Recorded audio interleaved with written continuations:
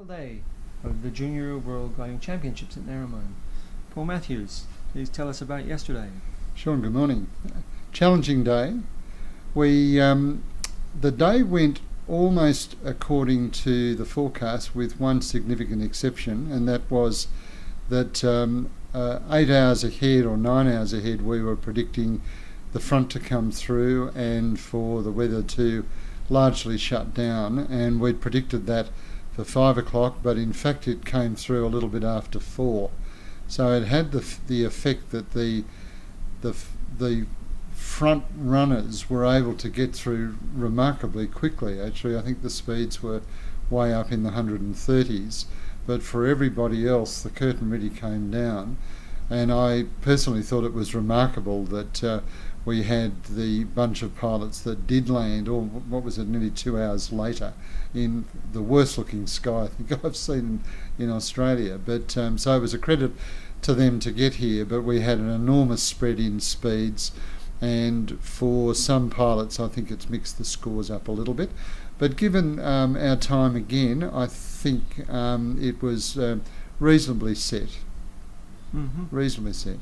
And for what about club class?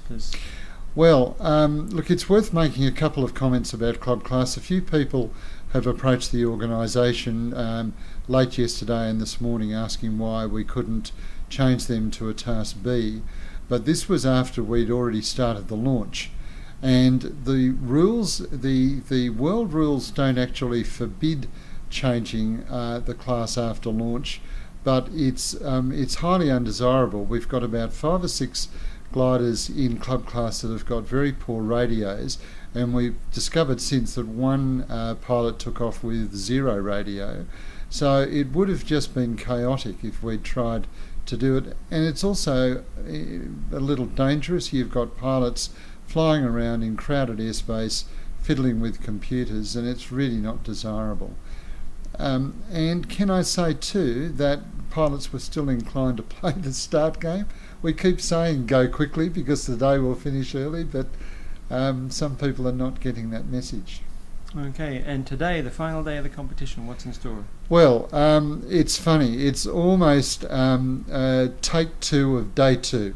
So the weather cycle over the last 10 days has gone completely round the clock. And it was funny that after we had set the tasks, somebody went back and checked, and the tasks that we've set are remarkably similar to day 2.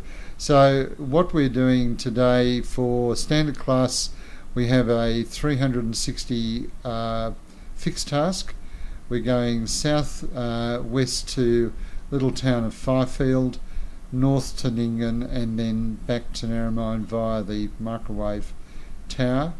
And standard class goes first, and then club class we're setting an AAT which has a scratch distance of a tick under 300 kilometres, and we believe weather-wise that we're not going to get the sudden shutdown that we got yesterday with the front, but we have cooler southwesterly come southerly winds today, and almost invariably that means for an early close to lift in Narromine. So we're recommending that people be on final glide by 5 o'clock, and it will be at their peril if they are later than that. Okay, so the final day of the Junior World Gliding Championships.